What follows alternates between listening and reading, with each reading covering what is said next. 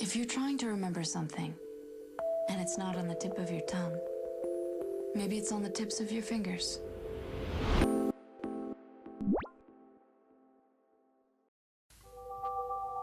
Oh, hi. Oh, don't mind me. I'm just, refueling. Okay, friends, you've asked for it, and I shall deliver. You know how it is. It's gonna be a long ride.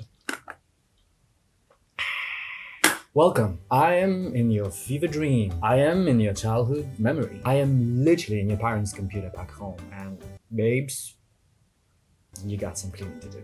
I've seen some things.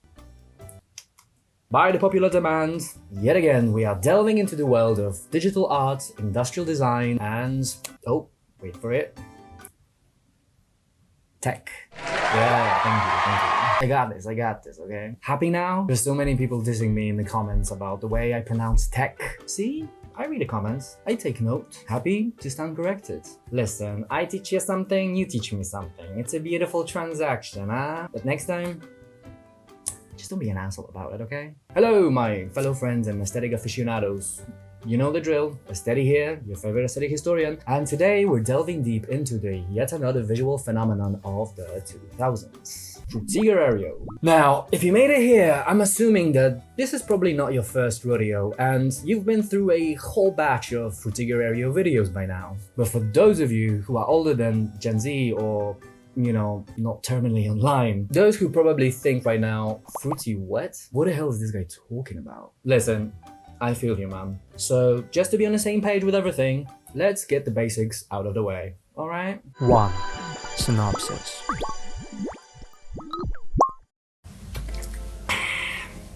So what the cool kids of TikTok and fringe Discord servers call Frutiger Aero is in essence a retrofitted term for a design trend that swept through a swath of applied arts, industrial design, UX design, and general corporate, digital and media landscape between mid-2000s to early 2010s. Think tech and its look during the age of Microsoft supremacy. Think the graphic elements and user interfaces of Windows 7, Windows Vista, the Xboxes and Nintendos. Think first touchscreen phones and the whole marketing around them. Think first iPhones. Think high-resolution photos of nature, both in wide shot and in abstract detail. Think green hills and blue skies. Think earth. Think ocean. Think bubbles. Futuristic cities. Surrealism. Glassy finishes. Gradients. Oversaturation. Think bliss, serenity, optimism, joy of life, all expressed through visual stimuli of photography, graphic design, and high-gloss finish.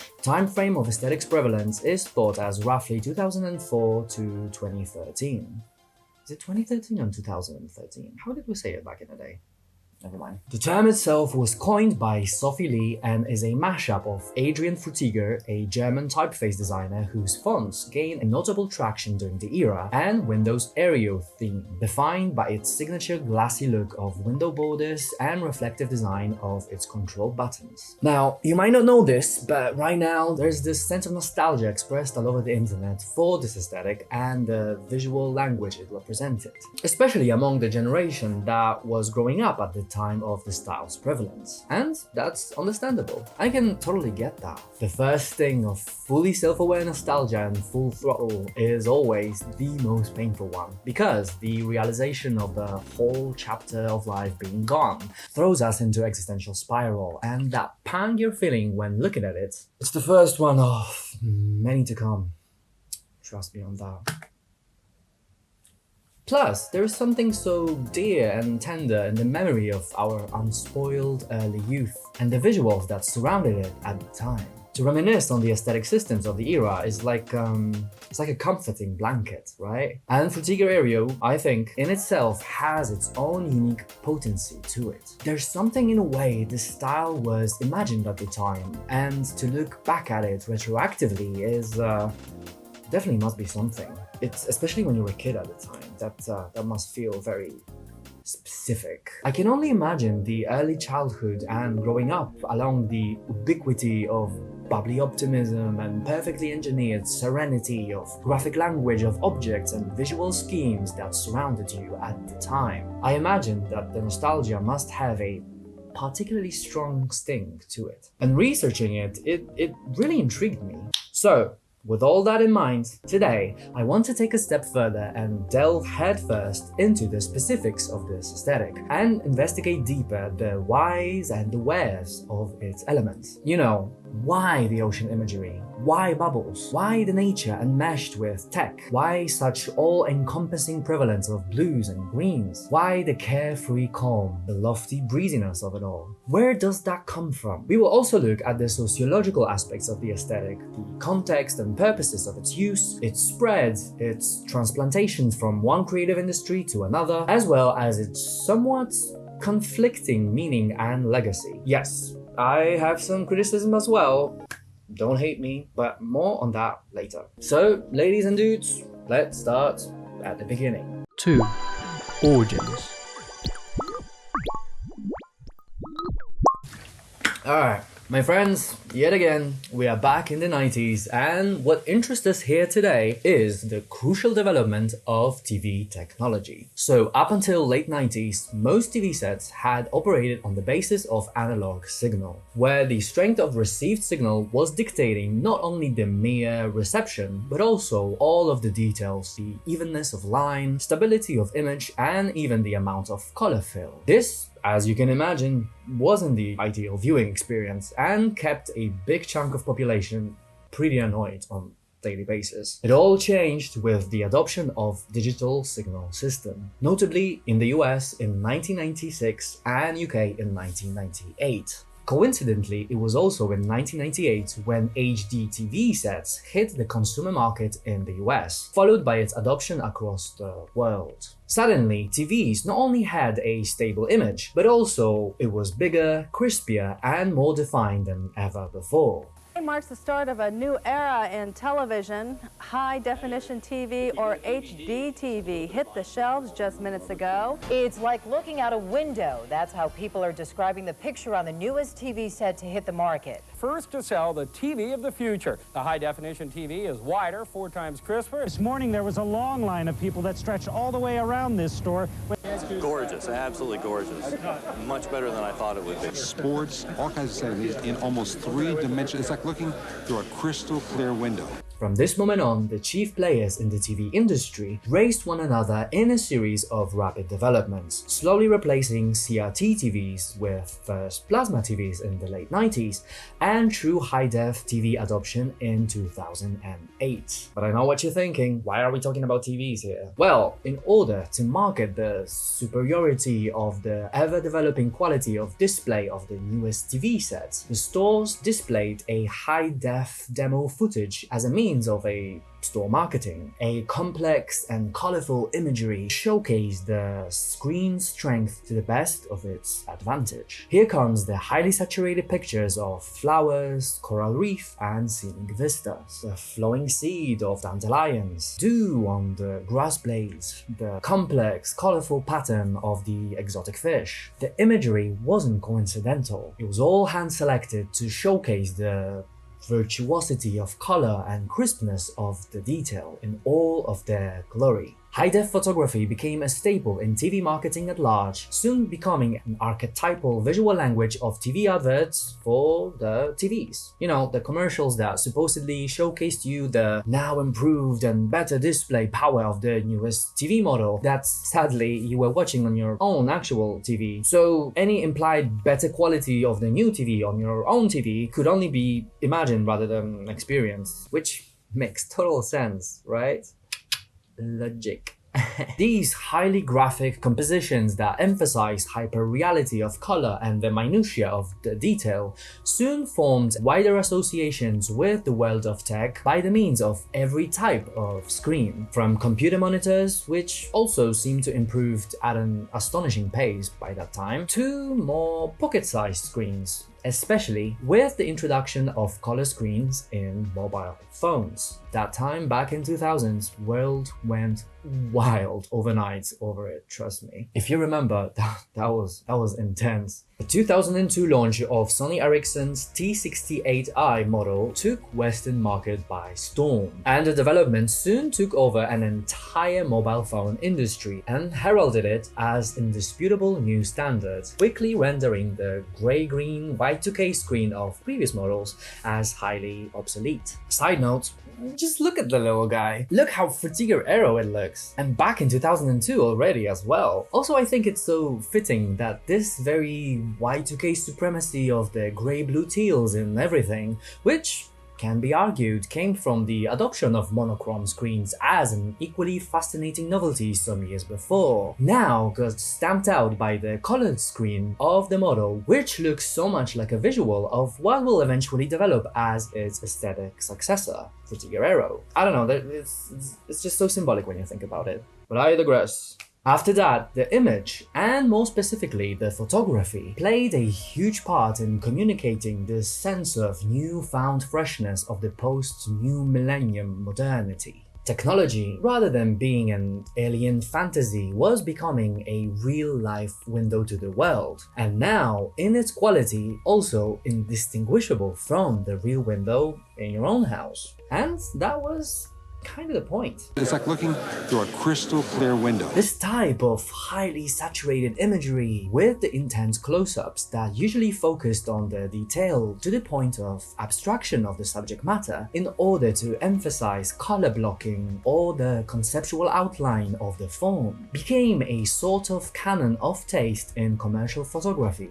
and in consequence in the collective consciousness of people in the late 90s and early 2000s. We were surrounded with images like this in public spaces that served as a sort of background to everyday life. But both the departure from tech as a Y2K alien philosophy and the further establishment of this type of photography as a somewhat of a zeitgeist is encapsulated perfectly in one crucial development in a form of this bad boy.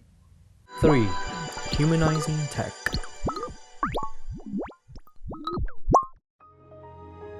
Windows XP, the giant, the commercial behemoth, Microsoft's golden goose. Since its launch in 2001, the cultural and technological impact of this operating system cannot be underestimated. In 2021, it was reported that 500 million copies of XP are still being used today. That makes about 1/3 of all PCs worldwide. ATMs and governmental bodies such as IRS and, I shit you not, US military still uses XP.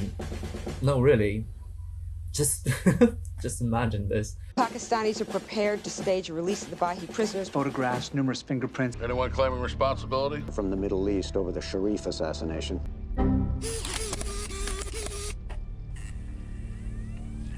They're going to kill her anyway. But what primarily interests us here is obviously the aesthetic of the OS. We can pinpoint it as a singular source material that caused all the colossal shift in a way tech adopted the whole new philosophy of the new look and feel that defined what was soon to come from all types of industries. It all stemmed from XP. By the first half of 2000s, hundreds of thousands of people upgraded their systems to XP, and for the first time launching their new OS, tuned in to this specific image of UI, which now is so instantly recognizable. Their visually soothing, friendly color combo of green and blue of control panel and folder framing, which heavily departed from the chunky, squarish grays of Microsoft's previous ones. The dusty teal, again color so associated with Y2K, got supplanted with the now one of the most famous photos ever taken. The calm, peaceful hill full of lush greenery rolling over the horizon,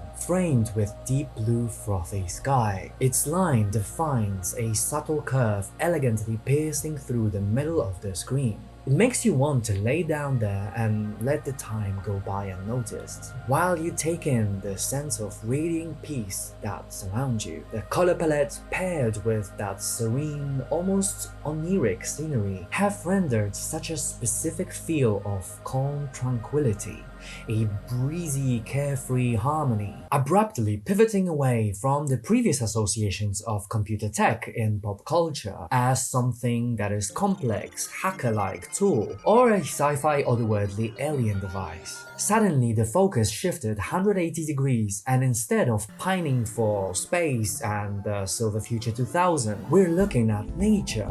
We're looking at us, away from the stars and right back at the Earth. Conceptually, it was such a drastic shift in perception, and initially, it didn't go without criticisms. Not everyone liked new default Luna theme. Some people complained about the toy-like feel of the look and called it Fisher-Pricey. Nevertheless, Windows XP was the first OS that, just like TVs of the time, took a full advantage of that specific style of photography. And with its slight gradients and especially its famous slash default photo, prepped the ground for the endless iteration of the similar environmental feel that spread across advertising, video, cover art, and UI in the following years. Later in the decade, it was everywhere. Windows XP is the aesthetic genesis of the whole thing. I don't think Frutiger Aero would have existed without the Luna theme and the Bliss wallpaper. Windows' move to focus on the tranquil imagery of nature, happy optimistic color schemes, and the delicate reflective finishes definitely represented a fresh, more humanist approach to technology, rendering OS as more friendly and more organic, which aimed to entice older demographics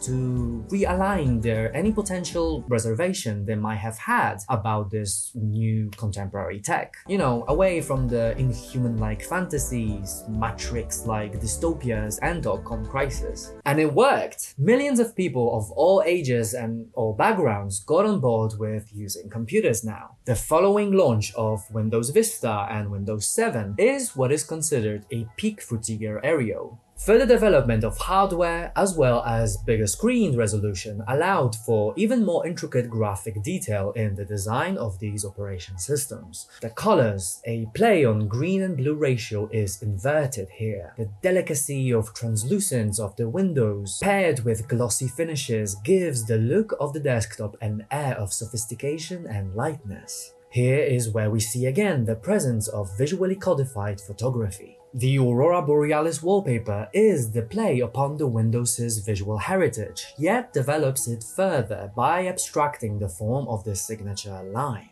For the default image, we needed to make sure that it had a very peaceful, calm, open quality.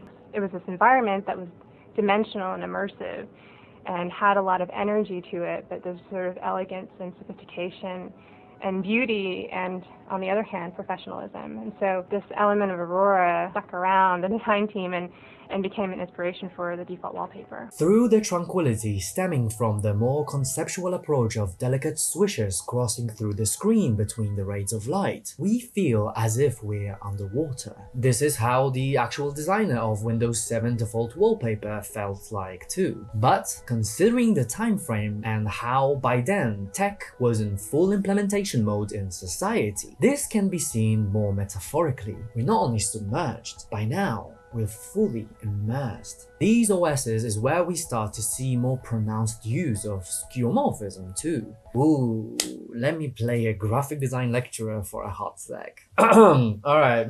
Skeuomorphism is the design concept of making an item's representation resemble its real-world counterpart. It comes from the word skeuomorph, which means a derivative object that retains an ornamental cues from structures that were necessary in the construction of the original. Ooh, smart words. So, the aim of the skeuomorphism in UI especially is as aesthetic as it was functional. On one hand, it simply translates by the means of graphic design the association of source item's primary function onto its digital counterpart in a way that's easy for uninitiated user to recognize. This could mean real objects like watch or calendar. On the other hand, it aids with its visuals to suggest a behavioral pattern in how to operate dashboard in a way that seems intuitive and easy to learn, and how the designer intended you to use it. This can be seen more in skeuomorphism of more abstract elements, like for instance the convex shape of a button. Go ahead, push it.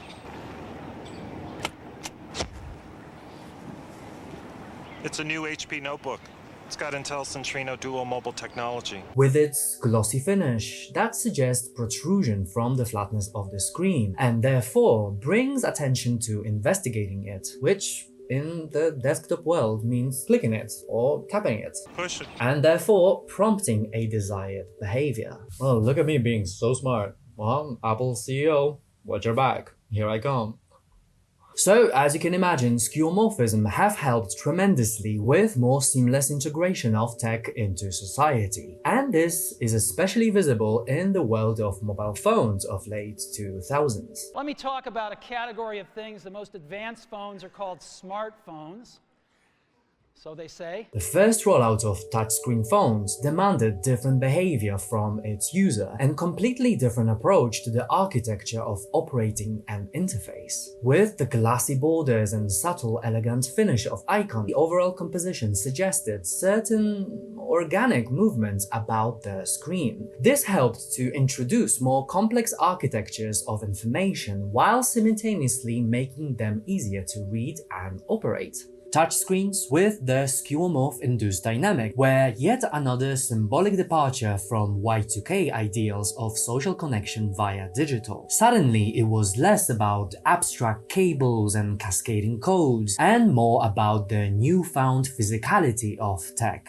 If you're trying to remember something, and it's not on the tip of your tongue, maybe it's on the tips of your fingers. The literal physical touch, finger on screen, and the lightness of bouncing around information with now more intuitive UI. This can be seen in the ads of the time, again showing people the ease of operating the devices in a metaphorical mimicry of reality. Bing, bing, bing. Like you're not even trying, just going with the flow. The emphasis on ease, light, breeziness, I think in part is where these associations with bubbles come from, especially in ads from mobile providers like O2. The bubbles float about, connecting one person to the other. Their meaning could be read twofold. Its surface shine echoing that of skeuomorphic UI in its real-life counterpart, but also in its floatiness. It suggests the ease of connection. See? It's as easy as blowing a bubble. Operating these devices as playful as having a carefree fun. See? Tech isn't for edgy hackers and industry insiders anymore. It's for her, it's for him, it's for your grandma, it's for you, it's for me. The utopia of having this ease dressed in playful happiness. Isn't it beautiful when life simply flows together? These combined visual tendencies of what we now call Frutiger Aero spread throughout tech at large. Think Xbox 360 with its blades and NXE dashboards. Think PS3 and Vita. Think smart TV menu screens and HP home dashes. Think of most of the UIs of home tech devices at the time. The whole concept of Wii console, from the shiny white case and blue accent lighting hardware, to the look of its dashboards, to the visual of its games, even to the background music of its menus. All so clean, soothing, glossy tech with serene ambient-like feel. The whole generation was brought up on that fleeting feeling this console encompassed. But UI design wasn't the only driving factor here. At the time, we saw the booming popularity of animated film genre, with 3D technique getting more refined than ever before, yet still very elemental by our contemporary standards. The kids-oriented animation films from major studios, as well as TV cartoons, all dabbling in this new 3D style of the time. There is this sense of sophistication to the 3D graphics now, and the visuals, through their abstract aesthetics, aim to showcase their now diminishing limitations. We see this in TV IDs, for instance. A lot of that in TV IDs. We see this in new graphics for the research and development, prototype and proposal renders, now exhibiting more sleek sheen of polypropylene white casings on everything, accompanied by accent of icy blues and olive green lighting. Very Wii-esque, very Windows Vista sci-fi deluxe. But all of this so far is the realm of the digital. How can we speak of this in terms of affecting the real-world dynamics? Well, good you're asking, said I to myself. In my room, alone, I'm fine. This is fine. 4. Optimizing optimism. Okay, so far I mostly talked about computer screens and games and phones and minor details of softwares. How does this have anything to do with the broader aesthetics and culture and actual real world, you might ask? Isn't this a bit blown out of proportion? You know, a couple of internet kids drooling over something as random and insignificant as a, I don't know, menu screen on 2008 printer? Well, you tell me. Okay, but seriously though, this isn't just some mere weird fascination with navigation design or the shading of icons on your parents' computer. What we need to remember is just how much both tech and digital art were spearheading a sense of innovation and cultural mobilization of the 2000s, and how in doing so, many other more traditional industries looked up to them. In consequence, both tech and the realm of digital art became a somewhat of a trendsetter, and its styling and visual expression was spilling over into other industries, and this specific digital coded look with its skeuomorphic materiality and its highly contrasting color palette started to affect the overall design language of material culture. What found its source in animated films was translated into toys. What started as a showcase of possibilities of full color spectrum on a monitor had been translated into prints used in interior design, for example. The full high-def sharpness and 3D graphic imagery of the digital slowly took up its place in the real world. In consequence, continuing this Y2K notion of fascination with materializing the digital that I spoke of in my Y2K video. But now, since the digital was so vastly different, as a consequence, so was its material interpretation. This partly came from the high-end industrial design of the early 2000s. When we backtrack to the catalog of international design review books from the era of 03-05, we can see where Frutiger Aero finds its predecessor. One part of it is what I would like to call a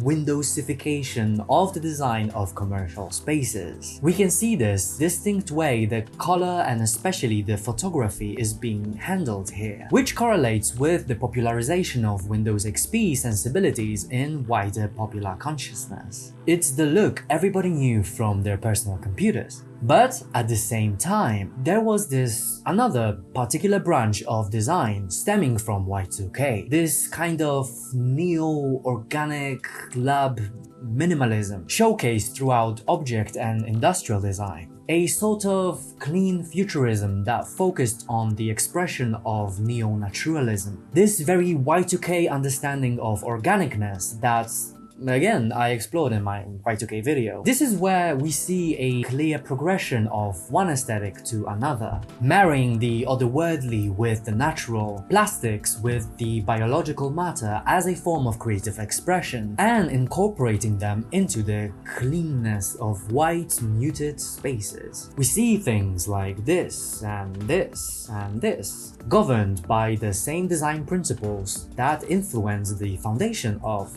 Frutiger Aero. I also have this hunch that another thing which affected the look of real-life spaces in Frutiger Aero style came from broadcast design. You know, the TV aesthetics, if you will. The world presented in TV adverts and TV programming. Just think about it. The development of HD TV and how it affected the way with which TV was forced to change its style and adapt to more high-def visibility of studios and details in commercials. HD TV is the biggest thing to happen to television since color. Does this mean I'm going to have to shave 4 times a day? Well, I don't know. That's a really good picture, yeah. I'm afraid of that. This led to a new, unique style that TV developed. The quasi-surreal spaces, full of graphic swishes and shine. The colors are purposefully amped up. Program IDs test the limits of contemporary 3D motion design. And the commercials. We see this departure from the realistic look of the 90s as ads now generate its own more conceptual visually metaphorical style. For instance, look at Garnier commercials from the 2000s. Just look at that space. More abstract yet clean and sleek, where graphic elements are referential and serve as a quick allusion. Color blocking is so apparent. Those spritzes of color really have a full impact here. The treatment of space aimed to be paradoxically casual yet highly stylized. Clean yet lived in. A world perfectly in between the designer imagination of TV and your own home. This blend of natural and synthetic, fake and real. I feel ads like this had a huge impact on the development of Frutiger Aero and the design of commercial spaces. This sort of TV visual codes combined with the biominimalism of earlier 2000 industrial design got enmeshed together and trickled down into designs of mobile phone salons, doctors' clinics, and offices. It's just so mind-blowing how some of those more high-concept spaces look like real-life commercial set that you can walk into. It is that translation of language of media and digital into the realm of real-world commerce. But, of course, not every space was so high concept. In some of the designs, it is clear that the elements were toned down and filtered out in order to appease to the corporate needs to appeal to the everyman. This took over a whole array of public and commercial spaces. What on screen served as a friendlification of tech for people to use. In real-world design, it served as a friendlification of the face of corporate entities, both externally in a form of branding and internally in a form of office design. That's why we see so often Frutiger Aero in offices. Using the academical analyses on color theory, it was an attempt at cutting ties with the 90s depressing dreariness of the standardized grayness of the office. But it also served as a mock-up, a fake stand-in for caring for the employees' well-being and the general eco-consciousness in the age of growing concerns for the sustainability and global warming, which is another problem in of itself. Masking true systemic problems with graphics, spreading the illusion of self-awareness, images of light bulbs, solar panels, along with green grass, preaching about sustainability. You see the irony, right? This is the part where Frutiger Aero start to exhibit its inherent flaws. The happy, bubbly, color-blocked positivity can be used to divert from the root causes of the issues in a form of simple visual gloss over. This is visible in corporations hijacking the visuals for their own corporate needs. A stock footage of employees in full business suits standing on Windows XP style hill, problem solving. The meditative zen state of your manager Greg. It's like a visual lobotomy. Look, Michael, this overtime that you're doing behind your desk day in and day out, sure as hell isn't as bad when you got a breezy grass print to look at while you're at it. Right? See? Serenity. Tired? Depressed? Sleepy? Just look at that blown out image of clouds in our lobby. We are a happy place. Why would you need your time outside of office, am I right? The outside's inside now. Why would you ever leave? Why would you ever leave, Michael? Why would you ever? Okay, but I gotta admit though, not everywhere this application of design scheme and color coding was as nefarious. While in corporate environment it may seem ideologically forced, you know, the promoting boosting performance by a blue wall or whatever, the color combinations and naturalistic themes actually have a point when used in healthcare facilities, doctors' offices, dentists, hospitals. According to the Art Heal Studio, research shows that artwork which represents nature helps the patient heal by stimulating physiological processes. They remind them of life itself, which apparently harmonizes with their recovery. Likewise, the colors like blue and green are said to lower cortisol and soothe patients' nerves. I do think that to some degree, objectively speaking, it does make sense to keep the realm of healthcare facilities within the confines of the styles such as Frutiger Aero, even though I personally might not necessarily like it myself. 5. Composite nostalgia. What Frutiger Aero essentially boils down to is a philosophy that is somewhat dual and paradoxical, yet its message seems to harmonize the polar opposites it inherently acts upon. Jesus fucking Christ, shut the fuck up. Oh my god, I'm sorry, I just got carried away here a little bit. Look at me, I'm so smart, I'm such a smart person. What I'm trying to say here is that Frutiger Aero is full of conflicting contrasts that are somewhat presented as being in perfect unity. On one hand, we have the celebration of naturalistic themes and a respectful nod to the climate, fauna and flora, visuals that take cues from honesty and wonder behind the reverence for nature. But on the other, we have the squeaky, plasticky artificiality of tech that is so at odds with that. The breezy, calming vistas and yet at the same time unnerving imperfection of near real look of the landscape as if generated by a robot or an AI. Same happens with the happy, thematically naturalistic interiors that feel quasi-liminal. There is this dissonance in this aesthetic in the form of inauthentic symbioses that seem ultimately forced. Okay, this one's gonna be heavy, so buckle up. Wherever we look within the expressions of Frutiger Aero, it aims to marry the artifice with the natural, to normalize, to integrate, and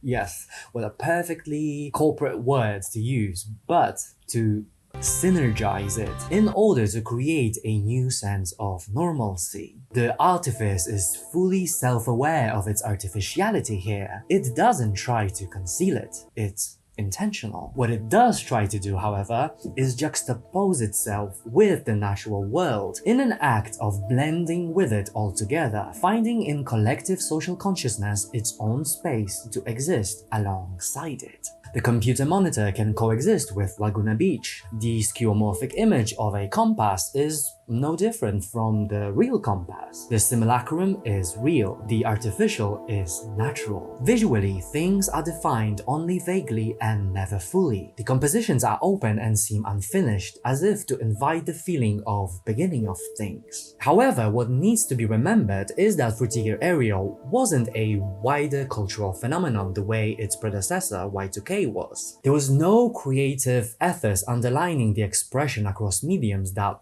kind of enclosed it all together. The way we see it today is mostly reverse engineered. Any artistic correlation, however fitting, is incidental. Some fringe connection, like for instance Love Profusion music video by Madonna. You know, the song where she tediously rhymes nouns together? Celebration, confusion, imagination, profusion. I'm sorry, it's just so lazy. Perhaps elements of Alexis Jordan Happiness music video has some Frutiger feel to it, I guess. In architecture, again, some quasi-futurist creations that can be retrofittingly categorized as Frutiger Aero. Maybe this bubble hotel that you can still visit that exists today, or maybe that cool airport in Singapore. But these are kinda solar punky actually, and that kind of in of itself is a separate theme. Apart from animated movies and cartoons like WALL-E and Meet Robinsons, in terms of movies, maybe Tomorrowland? It has the architectural feel about it that could pass as Frutiger Aero, but then again, it came out in 2015, so not really. So you see, it's a lot of this kinda, but not really. So yeah, Frutiger Aero mainly UI/corporate aesthetics with most elements now fitted retroactively. This is why I think it's so suitable to call this phenomenon a composite nostalgia. What most people fawn over when talking about this aesthetic on the internet are these images they bring up as examples. But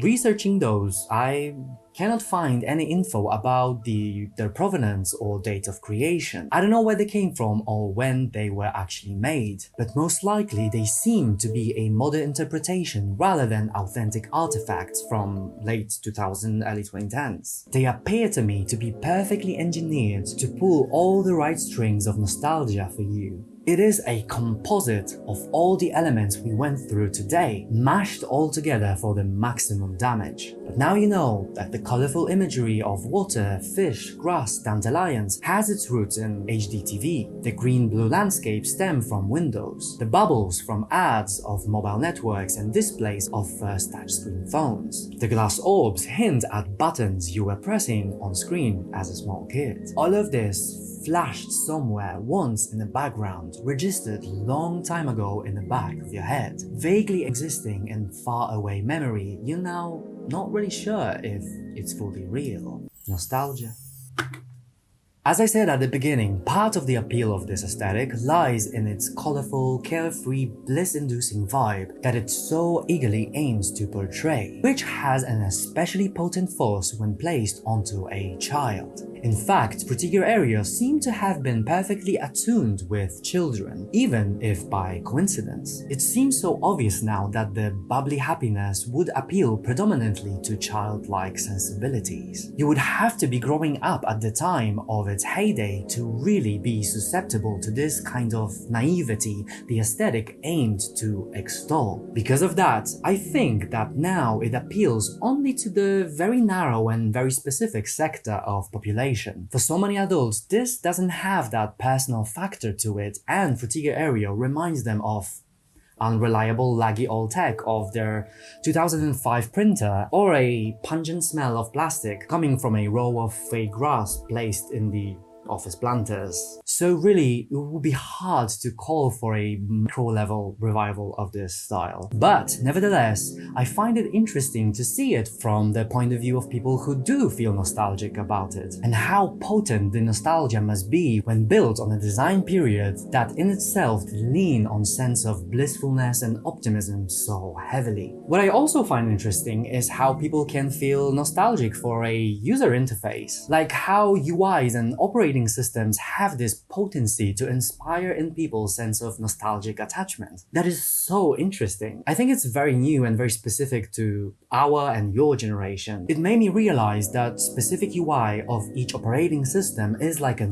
framing device, encapsulating the reality of digital experience, which in itself is so monumental when introduced to it as a kid. It's the keyhole through which you experience the vastness of internet, and by proxy, the vastness of broader reality. I wonder if there will be people, I don't know, from Gen Alpha, for instance, looking back at today's MacBook desktops and the corporate Memphis of our times and will be like, "Aww, simpler, happier times.